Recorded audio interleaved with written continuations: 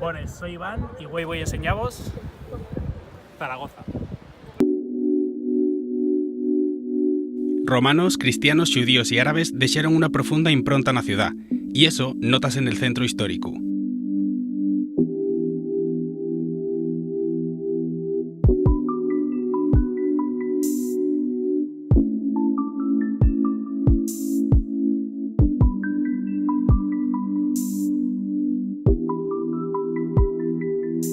La Basílica del Pilar é un de los símbolos máis reconocibles de Zaragoza. Les sos torres elévense como agulles nel cielo xunto al río Ebru, dende el que disfrutarás de les mellores vistes de la ciudad.